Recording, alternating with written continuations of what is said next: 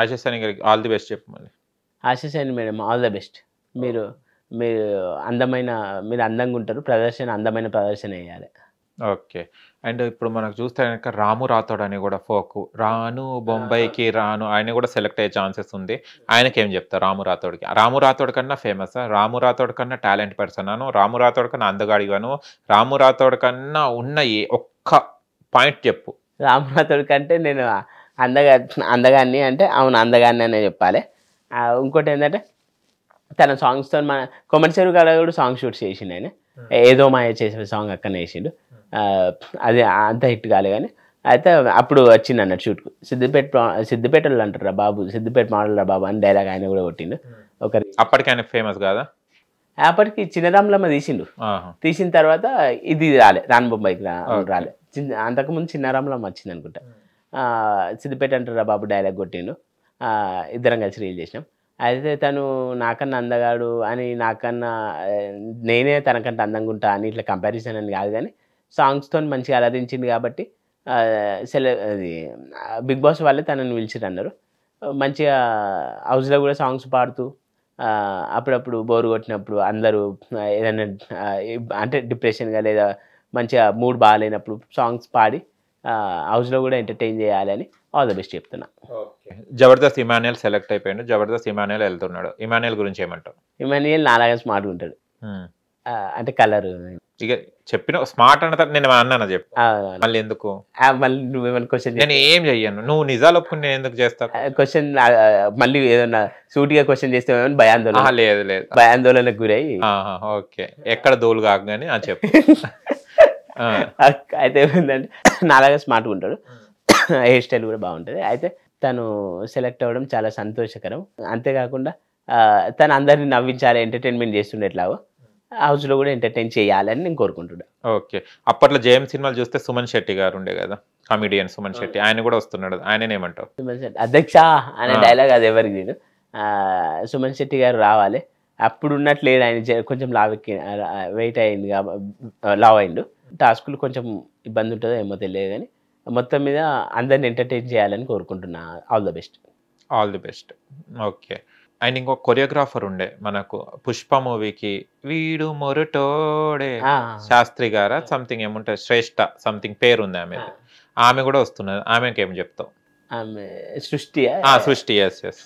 ఆమె సృష్టించాలి డాన్స్ తోని. బిగ్ బాస్ హౌస్ లో కొత్తదనం సృష్టించాలి అని ఆల్ ద బెస్ట్ చెప్తాడు. సిద్దిపేట మోడల్, ఒకవేళ నువ్వే బిగ్ బాస్ 9 కి సెలెక్ట్ అయిపోయినావు, ఇప్పుడు నీకు స్టేజ్ మీద డ్యాన్స్ ఇచ్చారు, ఏ డ్యాన్స్ కి డ్యాన్స్ చేస్తావు? ఎలాంటి స్టెప్స్ వేస్తావు చూపెట్టవా? అది ఎలాంటి స్టెప్లు అంటే చిన్నప్పుడు స్కూల్లో నేను డాన్స్ చేసిన అదే సాంగ్ మీద. నేను నాగార్జున గారు అప్పటి వరకు ఊహించుకో, ఓకేనా? నెక్స్ట్ కంటెస్టెంట్స్ వస్తున్నాడు బిగ్ బాస్ 9 కి. మన ముందుకు వస్తున్నాడు ఇప్పుడు సిద్దిపేట్ మోడల్ వెంకటేష్. ఎన్నో వీడియోస్ చేసి ఏమేమో చేసి ఎవరికి అర్థం కాకుండా ఇవాళ మన దగ్గరికి రాబోతున్నాడు సిద్దిపేట్ మోడల్. ఆయన తన welcome. Thank you sir. Thank you కదా. ఫస్ట్ డాన్స్ చేయి. నాకు వచ్చింది సార్, భయం ఉంటాయి కామన్ గా. డాన్స్ చేసిన తర్వాత నాగార్జున గారితో మాట్లాడతాడు. డాన్స్ చేయి. చీమ చీమ చీమ చీమ చీమ చీమ చీమ చీమ చీమ చీమ గారి విల్లామ ప్రేమ తెలుసుకోవే బాబా, చిల్లుల్లో చింగ దొరికింది దొంగ నీవు దెబ్బగా కసుపు సేవేసేగా చీమ చీమ చీమ. ఇదొకటి. ఇంకోటి మహేష్ బాబుది. మహేష్ బాబు మిల్క్ బాయ్ అంటే నేను మిల్క్ ఇచ్చే గేదె.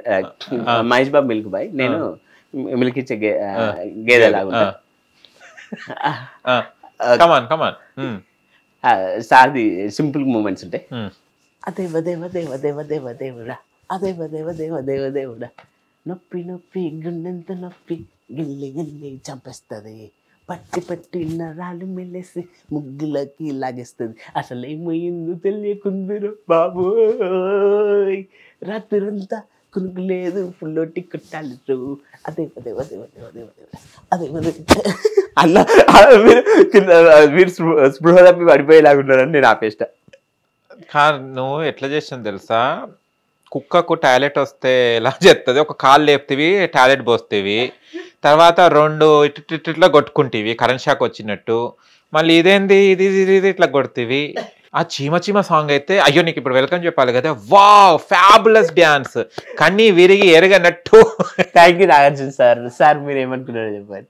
నేను మాత్రం నీ డ్యాన్స్ నేను కూడా ఎన్నో సినిమాలు చేశాను కానీ నీలాంటి డ్యాన్స్ నేను స్టెప్పులు ఎప్పుడు ప్రయత్నించలేదు, నాకు ఏ కొరియోగ్రాఫర్ కూడా నేర్పించలేదు.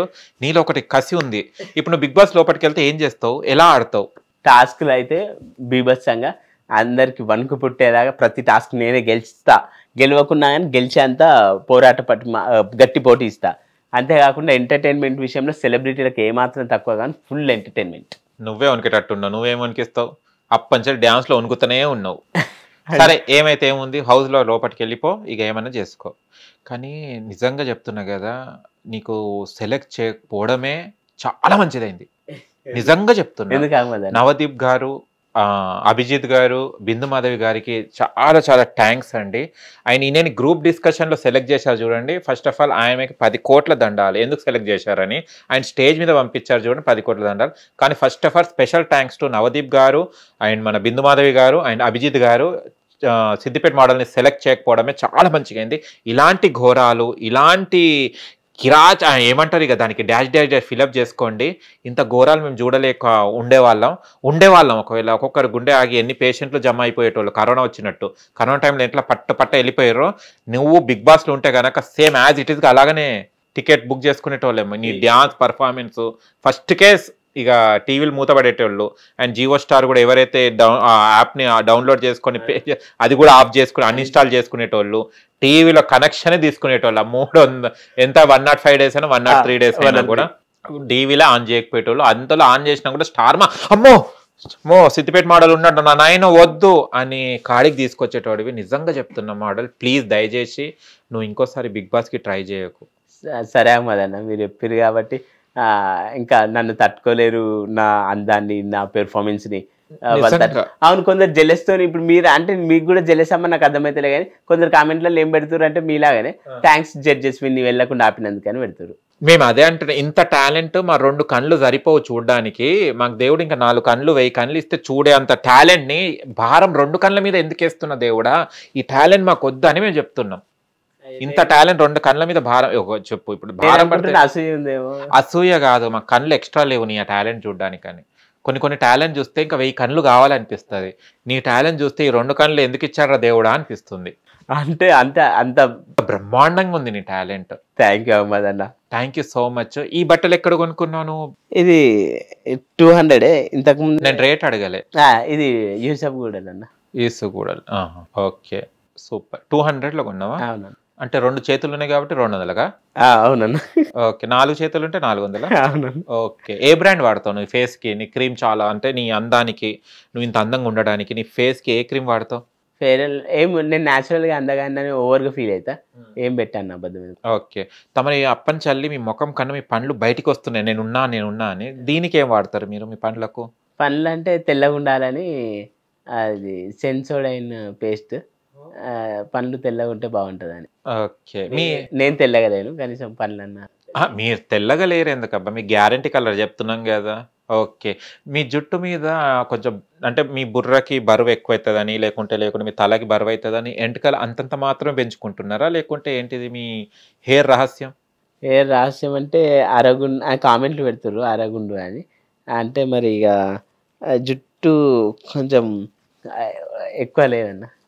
అదే జగదా నేను చెప్పింది కూడా. ఇంత మెయింటెనెన్స్ ఎలా చేస్తున్నావా అంటున్నా, అరగుండు జుట్టుని కూడా ఎలా మెయింటైన్ చేస్తున్నావా అంటూ. నేను వాడుతాను నిండు అరగాస్త ఫుల్ కావాలని నేను అనుకున్నా కానీ అది అంతే. వాటిక వాడు వస్తాను ఏమో నాకు తెలియదు. మంచిగా జుట్టు ఒత్తుగా ఉంటుంది, బలమైన దృఢమైన జుట్టు ఉంటుంది. ఓకే. వాటిక వాడతా అన్న. ఓకే. నీకు వంట అవి అన్నీ వచ్చా? వంట అంటే ఇంకా తక్కువ రాదన్న. రిజెక్టెడ్. బట్టలు ఉతకడం వచ్చా? వచ్చాను. 1 పాయింట్. బాత్రూమ్లు కడగడం వచ్చా? కడుగుతానా. డైలీ ఎన్నిసార్లు కడుగుతాను మీ బాత్రూంలో? హార్పిక్ బ్లూ కలర్ సూట్ వేసుకొని డైలీ ఒక్కసారి. హౌస్ క్లీన్ చేయడం వచ్చా? వచ్చాను. ఇప్పటిదాకా ఎన్ని ఇల్లు కూడా తుడిచినావు? ఒకటే ఇల్లు. ఒకటే ఇల్లు. ఓకే సరే. నీకు ఒక కుకింగ్ ఒకటే రాదు, ఎందుకు నేర్చుకోవాలి కుకింగ్? కుకింగ్ రాదు కానీ వెజిటబుల్స్ కట్ చేసి ఇట్లా హెల్ప్ఫుల్గా ఉంటా. పెద్ద పనే చేస్తున్నాను. Okay super. నీ గర్ల్ ఫ్రెండ్స్ లేరు? అవునన్న. ఎప్పటికి లేరా? స్టార్టింగ్లో ఎవరు కూడా ప్రపోజ్ చేయలేదా? చేయలేరన్న. నిజంగా ఇంత హ్యాండ్సమ్ మీకు దొరకరు, అసలు ఎందుకు ప్రపోజ్ చేయట్లేదు, చేయండి తొందర. ఓకే. ఇప్పుడు 'బిగ్ బాస్' అగ్ని పరీక్షలో ఓవరాల్‌గా నీకు అర్థమైంది ఏంటిది? ఓవరాల్‌గా జడ్జిమెంట్ అన్‌ఫెయిర్. అసలు వాళ్ళు చెప్తుంది ఒకటి, చేస్తుంది ఒకటి. అన్‌ఫెయిర్ రిజెక్షన్ అని అర్థమైంది. ఓవరాల్‌గా 'బిగ్ బాస్' మీద నీ ఒపీనియన్ ఏంటిది? 'బిగ్ బాస్' అనేది రియాలిటీ షో అంటుర్రు గానీ, మరి వాళ్ళకి నచ్చినోళ్ళని తీసుకుంటుర్రు కాబట్టి అది స్క్రిప్టెడ్ అనిపిస్తుంది.